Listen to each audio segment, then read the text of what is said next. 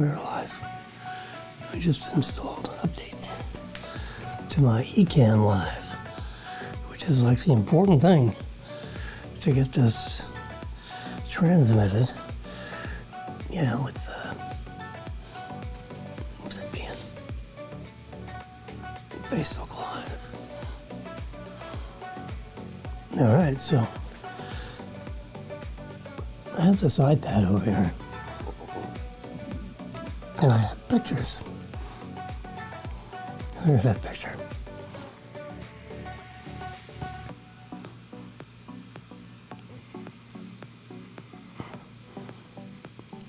Make that a little brighter. This car looks just like mine, except for the wheels, a little different with the wheels. Okay. All right, so here we are, 11 in color. I put pictures up because it gives me something to talk about. So, you know, what's interesting about this shot,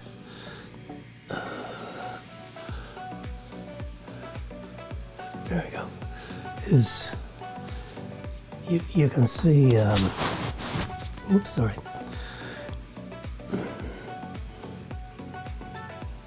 You see that it's plugged in.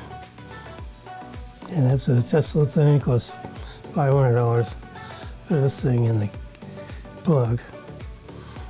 And of course you have to have an electrician bring current out, 230 volts, and you want 100 amp service. So that way up to 72 amps can go in the, you know, at 230.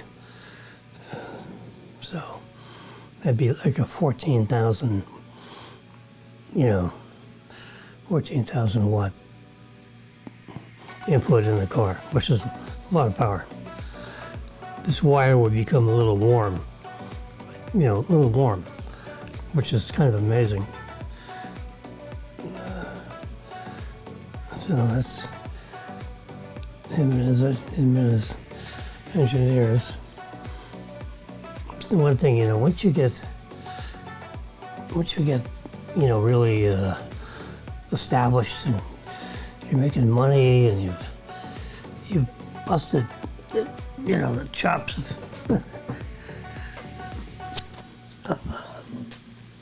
you know, Wall Street, because they have a tremendous number of short sellers that had billions invested, you know, him going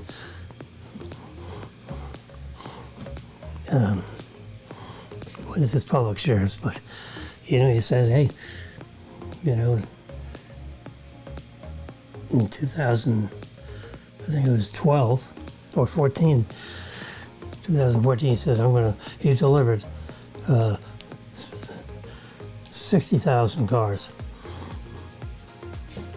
He said he's going to deliver 50. But he delivered 60,000 cars. That's 5,000 cars a month. That's, you know, to me, that's a lot of cars. To car people, that's not that much. But remember, Elon Musk is not only making a car that is exquisitely designed, and it looks nice, you know? I mean, it's a nice looking car. I have one, you know, a Model Y. I've had it since June. I've got 6,000 miles on it. I don't drive it that much, less than 50 miles a day. And so it's not just, see with Elon, it's not just having it so the car comes out okay. The factory is highly automated. You know, about 90, I think it's 94% automated. That means 6% of the assembly activity is actually done by, you know, a human instead of robotics. Well, if you go in that factory, and I've seen, you know, they've had some, you can go on YouTube and search, you know, tours through the Tesla factory, and particularly the new factories. you know, like I think the newest one is in Germany, Berlin, Germany, and the other one is in Austin, Texas. So he's strategically building. These factories are huge. You know, I mean, they're the largest buildings in the world. I mean, really. Someone has, you know, looked up large buildings, you know, gone into the building departments of all the major cities. And the Tesla factory is,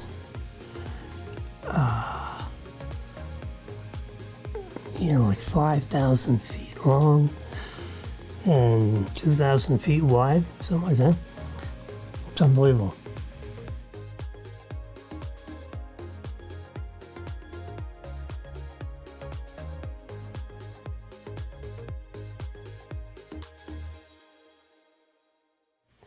All right. So I don't know if I have that dimension right. So that would be like 10 million square feet.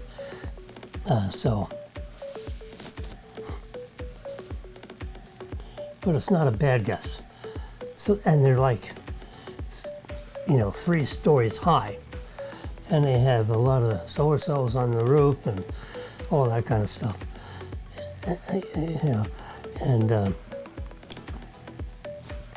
they are huge factories. So just think of it when you build 5,000. Now he's building, so he projected, and you know, like last year they would do, or 2020, I think he predicted 500,000 cars, and they delivered 500,000 cars. I mean, they really worked hard to get, you know, the cars. You got to get the cars delivered, right? So it was like 498,000. He needed a couple thousand cars to get it to 500,000. You know, because he told everybody he did have 500, and guess what? He did. He had 510,000. So, and this last year,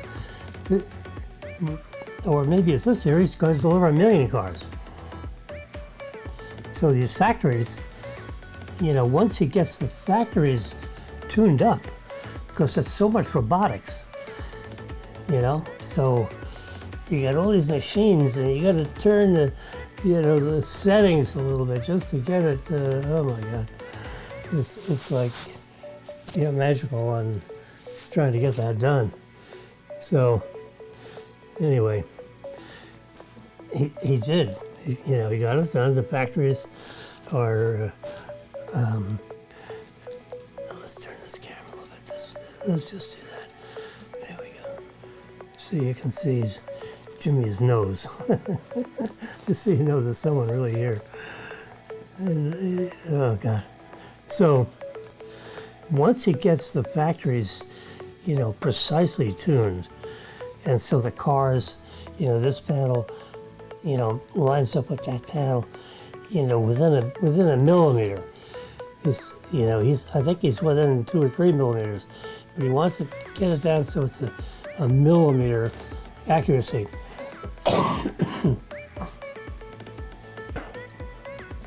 So, you know, if you move this and you have to move that, so, yeah, building cars, it's easy to build a prototype, as he says, but it is really tough to, you know, to build and mass produce them. Yeah, see, when they're coming out the factory, you got all these raw materials coming in this way, and, you know, then you got cars coming out this side. So, and you know, like the seats, he doesn't actually, I think he makes this, he buys the seats as a unit, you know, like the back and the seat cushion, and the thing that it's sitting on, the mounting thing. Now, those specifications have all been bid out, and he's got other companies, he's got another company making the seat thing. Now the motor, he makes the motor. It's in the factory. So the drive units, which are there's 3 possible drive units, because the Plaid, Model S Plaid, has a 3rd motor. I don't know how that works, but yeah, well, I don't know if there's like a motor on each rear wheel and 1 motor in the front. I can't figure out, how the 3rd motor comes into play. And I haven't seen any schematics on the 3rd motor. But anyway, with the typical 2 motor, you've got 1 up front and 1 in the back. And the motor in the front drives the front wheels, and the motor in the back just drives the rear wheels. And they're synchronized, computer synchronized, so when you're making a turn, the inside wheel is going to rotate slower than the outside wheel, because you got to dip. You're making a left turn, the angle of curvature, the circumference of that circle, when drawn by the outside front wheel, is a bigger circumference than the radius of curvature of the inside wheel, when the car is making a left turn. So that has to be synchronized. And if not, you're going to hear the wheels squeal when you make a sharp turn. Well, the wheels don't squeal in a Toyota because the outside and the inside wheels are timed, so they understand that the speed of the outside wheel as compared to the inside wheel when you're making a left turn is going to be a greater circumference. Now, if you're making a right turn, it'd be the opposite. It's still the outside wheel has a bigger circumference than the inside wheel when you're making a turn, regardless of how much of a turn. So they are synchronized. So therefore the tires on the front last longer, because the rubber isn't competing with itself, in turns, because you make a lot of turns. Anyway, so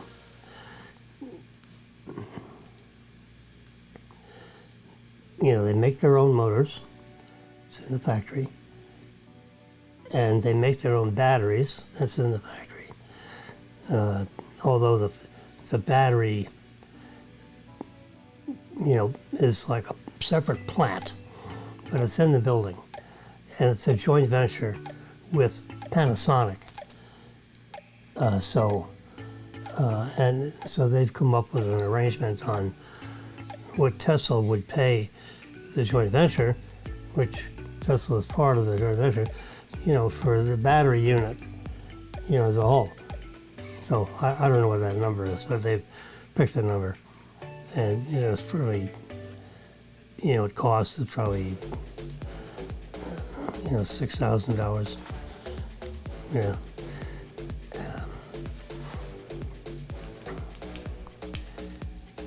It's about a third. Let's say $10,000. Yeah, maybe it's 10 or 11,000. Because you figure the battery is roughly 25% of the cost of the whole car. The battery is a battery unit. Now it's a big panel of cells with these new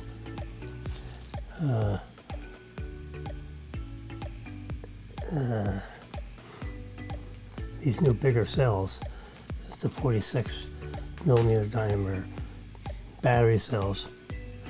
They have like 1,000 of those inside a titanium case that's underneath. It's in the floor plate of the car.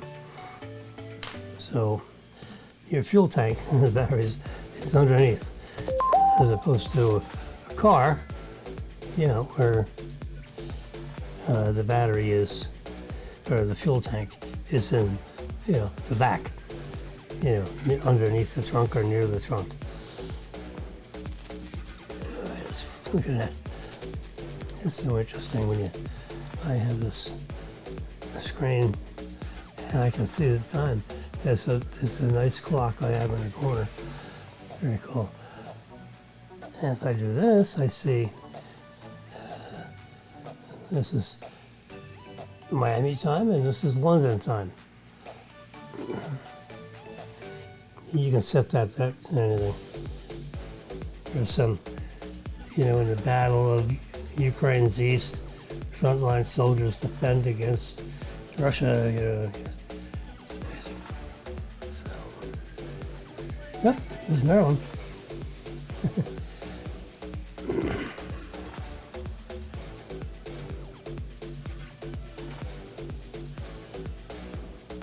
Okay, so I go to the very end, I get this panel, and then I have stuff set down here. Here's the temperature is 51 degrees in New York. The stock market closed 30 minutes ago. So it went up, it's up to 30.9. So it went up, 400 or 500 points. We got a war with Russia. Oh my God, the stock market is going against every single, they're saying it's a bubble. Well, the bubble keeps blowing up bigger and bigger. It won't pop. The market people are saying when it pops, the market could go down 40%. Can you imagine? Woo! So it goes from 30,000 to 10, from 34,000 to 10,000. That would be a drop. 40%, it would go down 12,000 points. It's 34,000. Let's see, 12,000. Yeah. So it go down to 26,000. That would be a shocker around the world.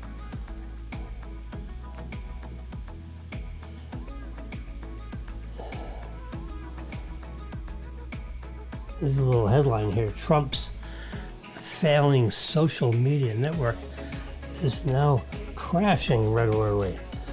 So they don't have enough bandwidth on the program itself. So the software is actually crashing. That's not good. So that usually means that when Trump hired the folks to, and the timing and everything on when the software would be completed and tested, and then they go, what do you call it, live.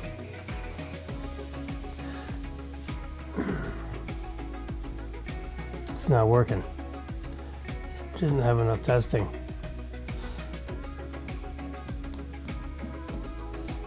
So, Twitter. The other topic is Twitter. TWG. There's my Twitter app. There you go. Right to it. See that? There you go.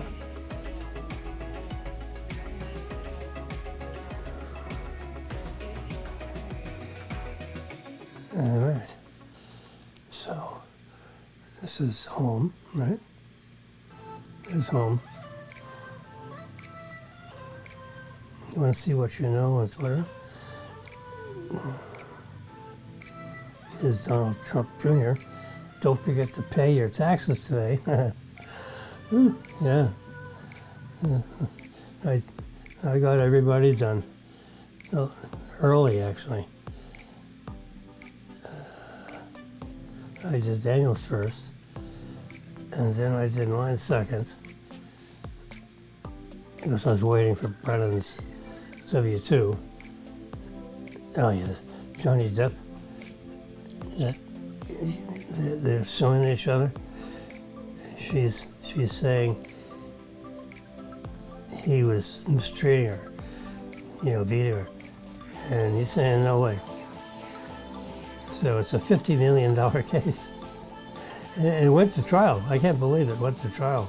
That they didn't throw this out. Throw them in divorce court. What the hell's going on here? Anyway, I heard it.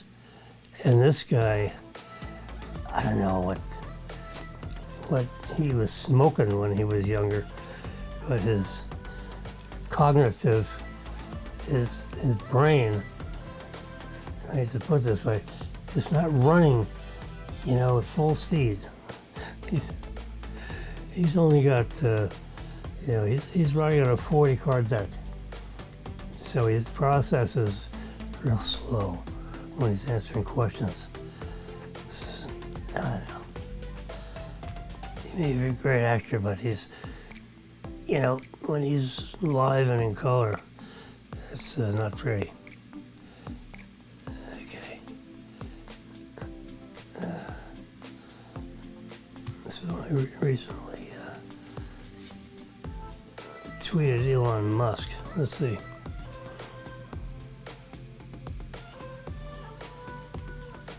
So the big debate is whether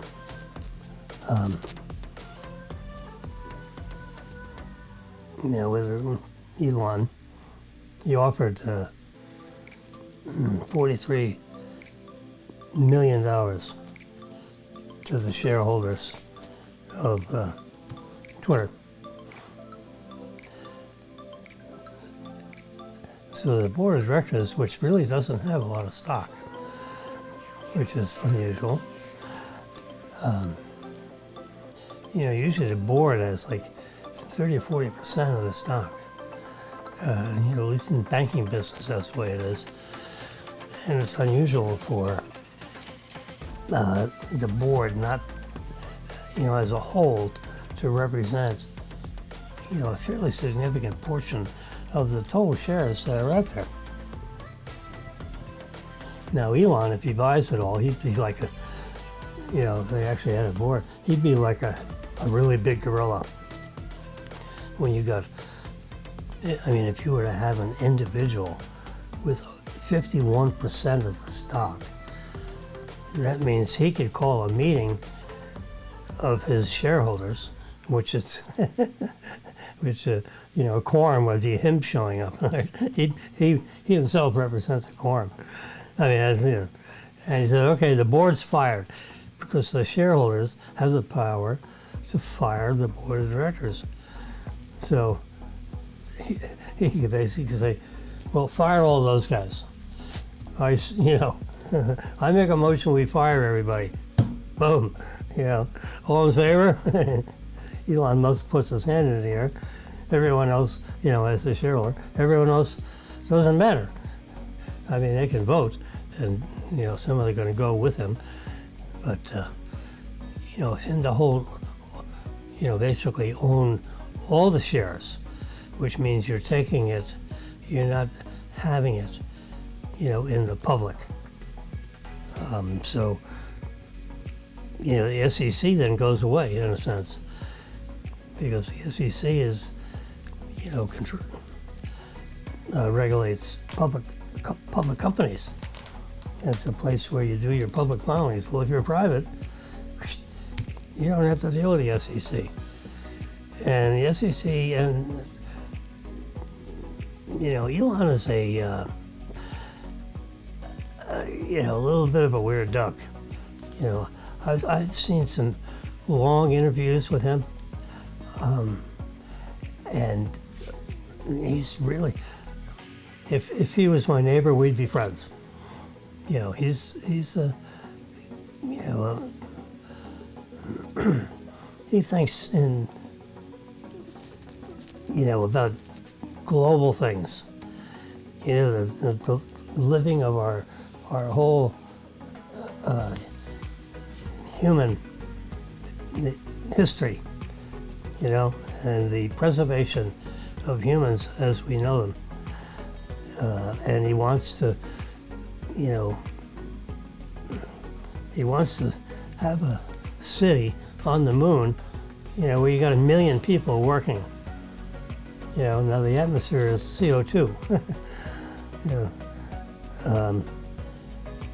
Like 80% CO2. There's like 1% oxygen. So you can't go out, so if you go out there with your helmet off, you'd be coughing right away. because CO2 is not friendly for the human lungs. You wouldn't like it. You know, you can go out and hold your breath, but if you started breathing the atmosphere on Mars, you start choking. And then when you're choking, you're getting more CO2 in your lungs. So you'd be dead. You know, you'd fall to the ground coughing. You'd lose energy because you don't have oxygen. And you can't hold your breath because you got too much CO2 in your lungs. So you continue to cough until you basically pass out. And in a couple of minutes, since you're not oxygenating, your heart's still beating, but the blood circulating around all your organs is not being oxygenated. That's how it works. The heart pumps blood through your system, and it goes through the lungs first, hopefully to get oxygenated, and then that's part of what the red corpuscles, the red cells, do. In the plasma of your blood, and you get white cells and red cells. Well, the red corpuscles are floating around in your bloodstream, and it's not getting oxygenated. And when the blood moves around your body and goes into your liver and through your kidneys and pumps around through your muscles and up and into your brain and so forth, these organs will, not function properly and eventually turn off.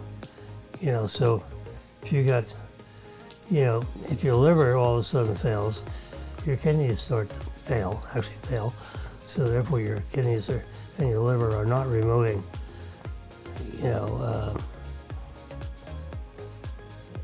removing CO2 and stuff from your blood and replacing it because of your lungs with oxygenated blood. Oh, that system's not working.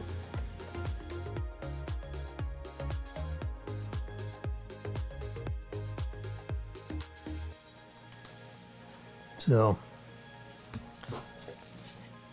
the society on Mars would have to be, built in a container, big, like a big domed container, big warehouse, sealed, but it had to be sealed in every way. So, and I don't know what the pressure is, the pounds per square inch of the atmosphere. Let's just say that's similar to Earth, 14 pounds per square inch. So the interior of this factory, this human living city, so they have a bunch of different modules as time goes on.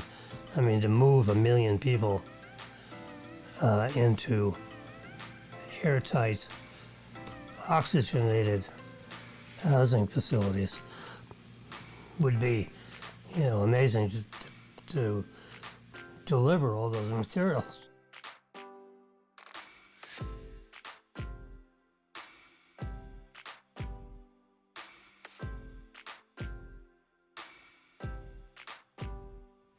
Okay, I'm back. So the presumption is all these materials are, manufactured on the ground, at Earth, and then they're shipped, over in cargo ships, like in this big star thing that this Starship that Elon, has built. He's testing them right now. They're big. It can ship, 10,000 tons, or I forget the pounds. But, 100 people. So just say a people is 200 pounds. 100 times 200. Oh, God. Can we beat that in confidence? There we go. Let's just prove it to you.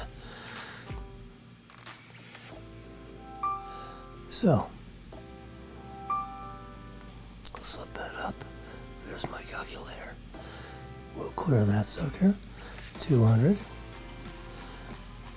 times 100 equals. Because you said it could take, 100 passengers. Let's say they average 200 pounds each. That's 20,000 pounds, yeah.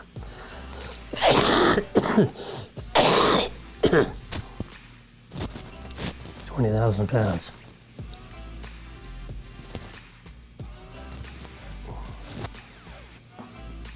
Oops, my microphone got twisted around a little bit.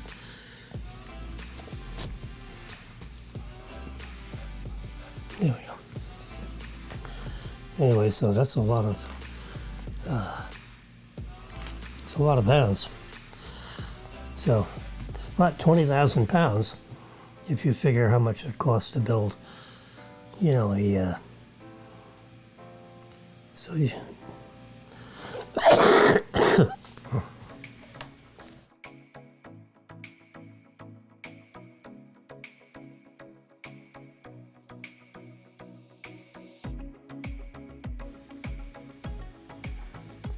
you have to calculate what a typical, we live in a 1,500 square foot apartment. This is, I don't think I'd want to be in a smaller spot than 1,500 square feet. Where, I could use another 1,000 square feet just for storage. Because I got storage down below on the third floor.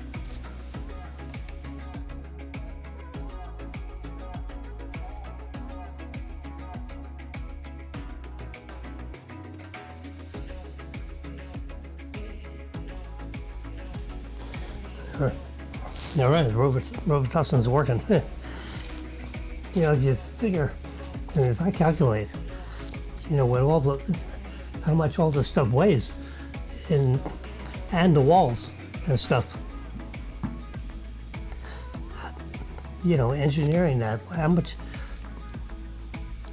how many pounds of materials would it cost to build a 1,500 square foot apartment for me on Mars?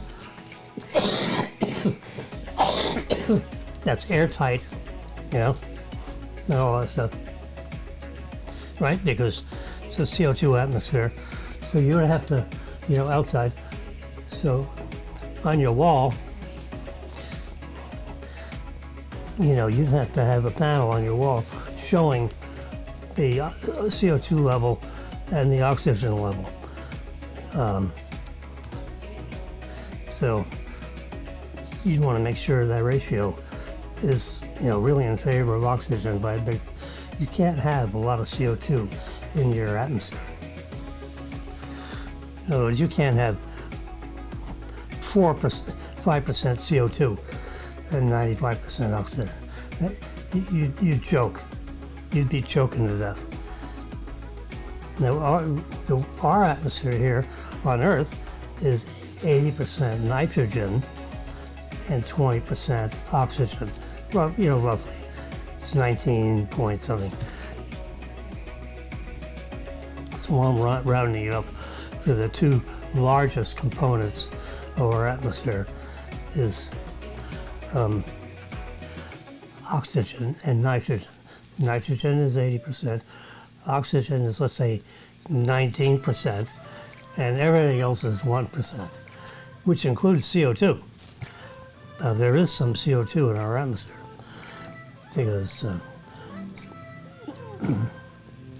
plants, green plants, chlorophyll, the leaves in the forest actually absorb the CO2. They want CO2. They live off CO2 and other nutrients that comes through the roots. But all the leaves on trees. You know, billions of trees all over the earth absorb CO2 out of our atmosphere, and they expel their excrement is, guess what? Oxygen. So on one side of the leaf, it takes in CO2, and on the other side of the leaf, its life cycle, you know, its juices that generate, you know, produce oxygen, and it comes out on the bottom of the leaf. So, how convenient that is, right?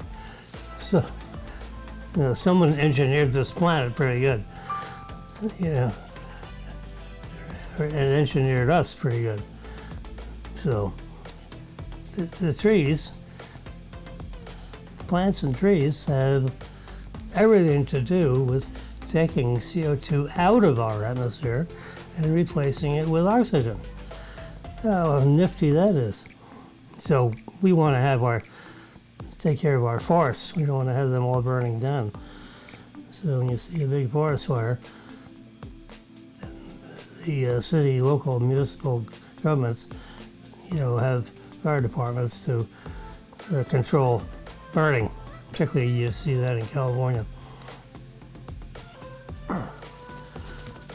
Anyway, let's get rid of my calculator there.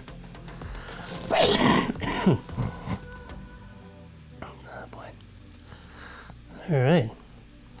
You were helping us. Trump mentioned you. Yeah. Oh, Trump is targeting me. No. Yeah. I was going to say no shit, Sherlock, but you're not supposed to say things like that. So, anything interesting here? All my kids are fine. See all these, there's Lee, Robin, Brennan, Daniel. So that's the 4 children. They're all grown, yeah. She's 48, you know. Lee is 50. Anyway.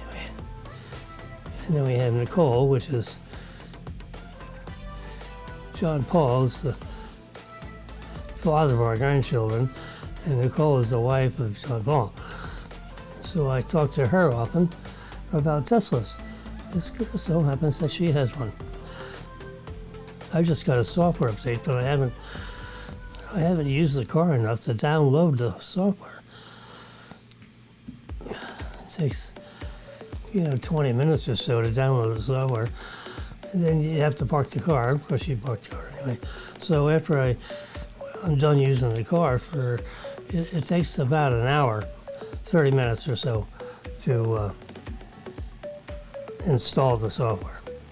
And your car is not usable, when the software is being installed. And, just like your iPhone, if you're getting a new operating system, not an app, but the operating system, and, iOS is up to 15 point something. I'm a beta tester, I'm 15.5. I think they want to get to iOS 16 by September, when the new phones come out. So that means, go back 2 months, like July, they've got to have, there's an engineering term called pencils down. So when the pencils are down, that means, all the engineers and everybody, they can't create any more improvements to the software or whatever the pencil down is, designing. So when it's pencils down, you're done, and they got to be penciled down in early June. If they're going to have the software's got to be ready at least 2 months in advance. I mean, ready, totally ready and tested and everything. Because when they manufacture the phones, they essentially install the software. They have to install the software in the phones before they can put the phones in the box and, get ready for, having, they want to have 10 or 15 million phones, in warehouses around the world, so when they have their grand opening sale day in September, that's the plan, September, mid-September.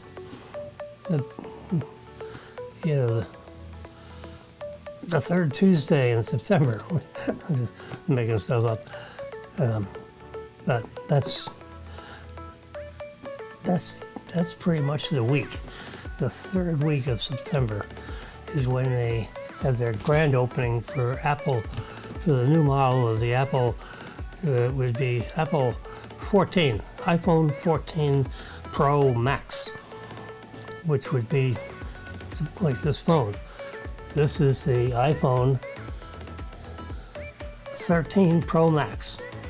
It's got the biggest screen and the exciting cameras you can see on the back there.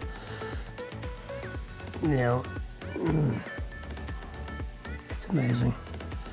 It even has LiDAR in there. That's that sensor down there in the very corner. What was this thing? Right on here. That's a LiDAR sensor. This is the flash. This little opening, which you can barely see. This is a microphone right over here. There's a hole for the microphone. And you got the 3 cameras. You got wide angle, medium, and the telephoto. This is 3 there. And they're amazing. They're real fast. Like 0.02 of a second shutter speed. Good shutter speed. The aperture is like f1.4. Are you kidding me? I mean, that's like a huge piece of glass on a 35 millimeter camera. And they get this stuff manufactured, in a miniature way, and it all has to be good. All has to work, be synchronized. Yes, that's. Look at Johnny Depp. Ooh, is he a strange duck? Oh, God. Oh, God.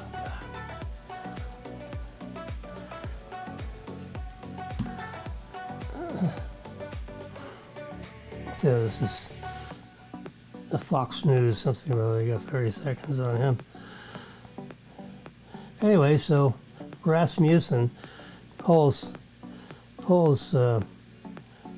several thousand people every day, and he tracks the presidential, approval rating on a chart every day, every single day.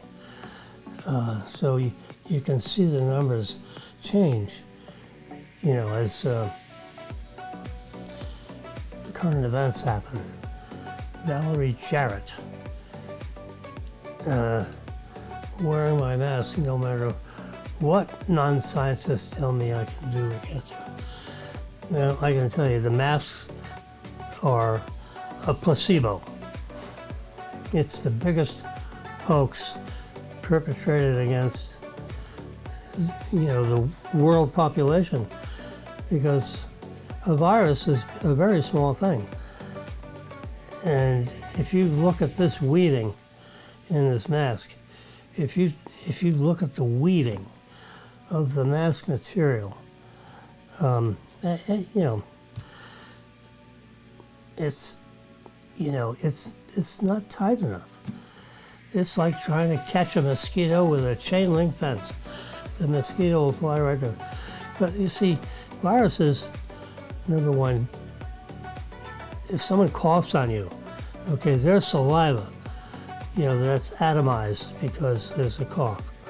Or if they're speaking loudly, there's an atomization of the fluids in their mouth. And on those fluids, you can have 1,000 viruses, literally. My alarm clock has turned off. Jeez.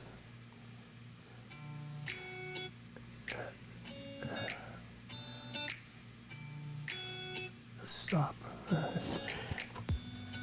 So, and of course that atomization, that little puddle of fluid, microscopic, that could get trapped in the mask. The idea of the mask is to trap, particles, particulate matter in the atmosphere. Well, the grid here is not, and it's not sealed. See around here, you got this big wide open on the other side. Unless it's really, unless you got a helmet on. But remember, I was having a conversation with my cardiologist. These guys, he's the heart surgeon and all that stuff, but they're scientists.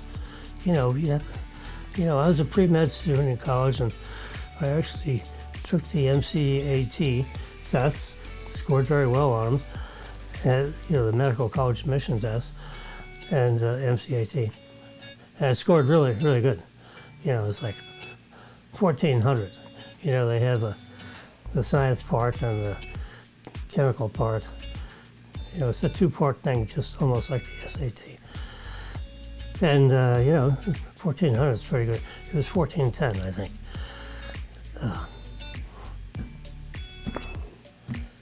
Anyway, but so doctors are scientists. They've gone through all the science in college, the biology and chemistry and organic chemistry. I loved all that stuff. And of course, you got biology, so you got all the stuff with the biology, the muscles and the joints and so forth of a cat. The cat seems to be the thing you do in college, and then when you get in medical school, you're dissecting a human cadaver. Because people donate their dead bodies to medical schools, and of course then they put them in refrigeration, and and their circulatory system has been exchanged with the chemical that is a preservative, so that way you don't disintegrate, rot, in the refrigerators. And you basically cut them open and look at the heart and the liver and the this and the that, and you cut the organs out and you weigh them to see the percentage of the mass compared to the total body. So, you pick up, a heart, weighs a couple of pounds, the muscle. You cleanly remove the brain from the skull, so you'd have to cut all the way around the bone tissue, which is like an eighth of an inch to a quarter of an inch thick, depending on where you are in the skull. I think the front of the skull is a little bit thicker than the back of the skull. Anyway, so then you lift the top off, and then you can get to the brain and lift it out. Cut off all the connecting nerves, because it's a dead body, remember. And then you weigh the brain, it's like 8 or 9 pounds. They're 8 pounds. That's a lot of pounds. It's all cells and fluid. It's an organic computer of incredible capacity, for memory and visualization. When you look at things, you can determine, what they are, color and detail and all that stuff. When I look around and I see this equipment, and it's, it's magical. It just works the way it does. Anyway, so there you go. We just do it. There we go. Yeah. Oh yeah. Oh yeah. I'm doing the wrong way here. Now we've got it, and it's not in the way of this guy. We can move this guy over a little bit. Yep. There we go. Anyway, so this Elon. So anyway, so Rasmussen did a survey. Has been doing a survey about this Elon Musk business, and the Rasmussen survey is 3,000 people every night, every single night. Between 7:30 and 9 p.m. So in that time zone, you can't get people at 5 when they're eating dinner. So it's kind of like has to be after dinner. And they call up, 3,000 people. So they got, call centers with thousands of people making calls, or let's say 500 people making calls. So they can each get to 6 or 7 people over the hour and a half and record their results. So maybe it's not that many call center people, as I just mentioned. Versus 3,000, so over an hour, they should be able to make 30 calls. 2 minutes a call.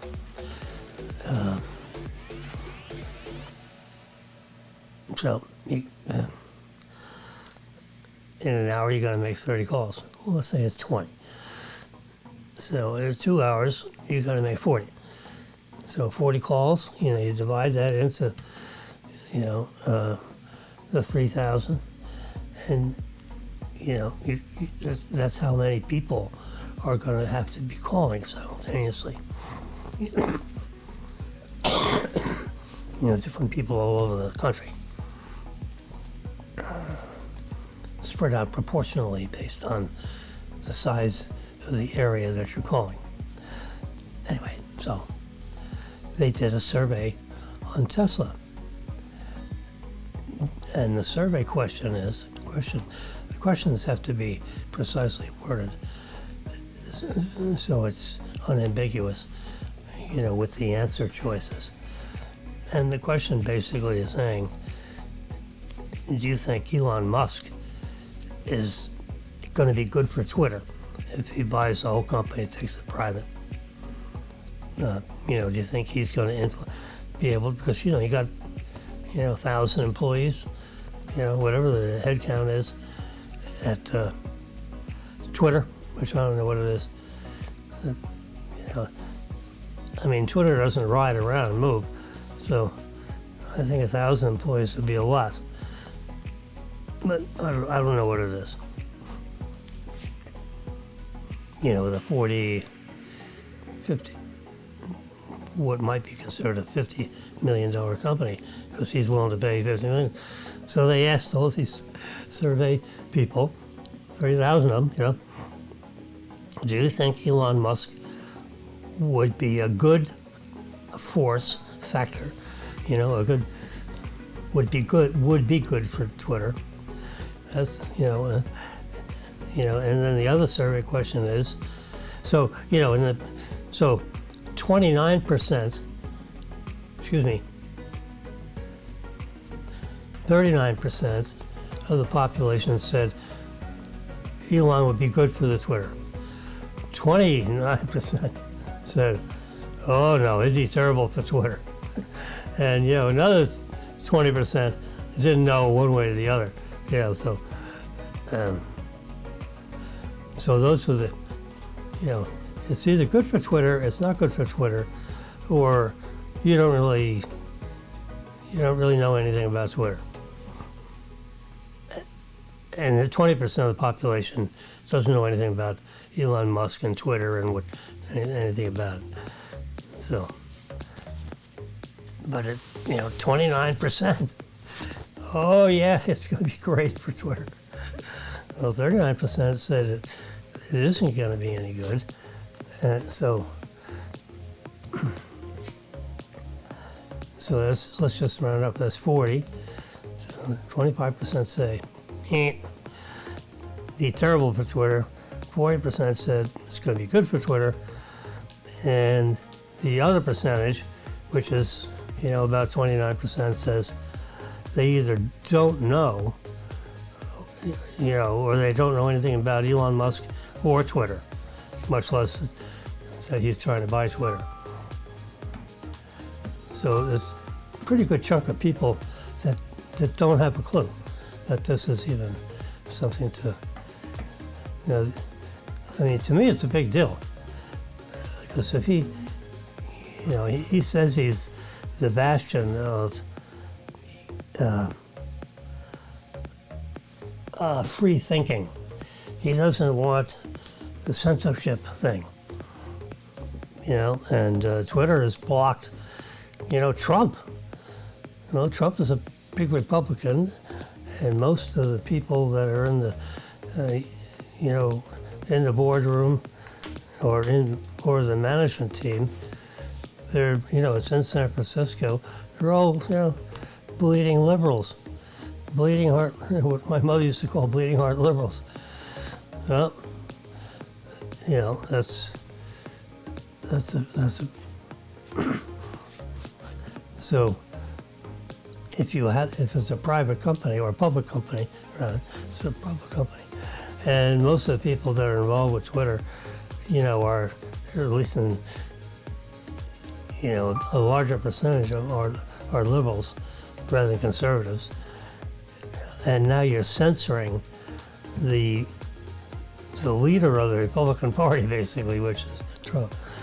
So you got a guy that's got 80 million followers. So when he tweets something, it hits the private cell phones of 30 million people, bam, all at the same time. Boom. You got, and you have a terse verse out there. There's a limit on how big, what you can say, and you can attach a picture. And Trump was really good at tweeting. The media hated it. It made him look like an idiot, if you believe the media. But, I don't believe the media, and I don't believe that it made him look like an idiot. If anything, it's exactly the opposite. And so Twitter got, very concerned. So they just blocked them. They permanent block. So whatever kind of button. So, they got people, I'm going to say hundreds of people, in call center areas where their computer screens pop up with, so how many, so they would have, I don't know how the software is designed, but I'm just thinking out loud. If I were to design it, this afternoon with you and me online, I would say,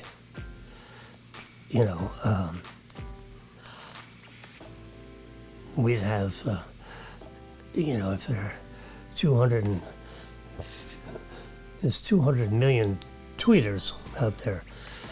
Well, if we flag 20,000 accounts, because you read it, you follow the, so you got a room full of people that follow all the new tweeters to see how you're going to characterize them, and you put them in categories. And then you got a bucket, full of people that are, we better watch these people, because if they do it again, we're going to turn them off. So let's say there's 25,000 accounts out of 250 million that are people that are watched, so to speak. They're you just call them watched files, flagged. Let's just call them flagged members of the Twitter world. I have an account on Twitter. My of course it's tied to my phone number, but my identification symbol, which would be the @ followed by FAU, the number 4 U. So FAU for you. I taught at FAU for a number of years, digital photography as an adjunct faculty member of the College of Science, Charles E. Schmidt Clinton. So, for 20 years. I've taken football pictures, of the FAU home games for every year except last year, dating back to the year 2000. Anyway. So, tweeting, that's important to me. I read, you follow certain people or organizations, and then every time they create a tweet, then it pops up on your list of things to read. And Trump was a conservative, and they blocked him. Then he had, here's Matt Schlapp. He's probably 100,000 followers. These are people that I follow.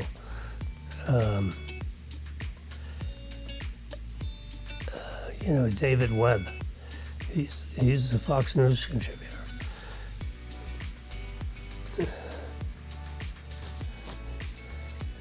Nat Silver. He's the guy that works for I think New York Times, that watches over polls. He's a polling company too. Sebastian Gorka. You've heard of these people. Jim Jordan. He's a congressman. Monica Crowley. She used to be a Fox thing. What's this? It's a Ram 1500 Limited Longhorn Premium. Oh, this is the Ford F-150. Look at the dashboard of that guy. You can see it. I should pull it up on this guy. I can do Twitter on here. Let's just type TW. There it is, Twitter. These touchscreens are wonderful. So this is all the stuff that I have flagged I want to watch, like The Hill. Here's the New York Post. Here's the 5. They're on air. Right now it's 5:18. Okay, well, I'm going to sign off. So, you all have a nice evening. And we'll see if we can get together maybe tomorrow. Okay.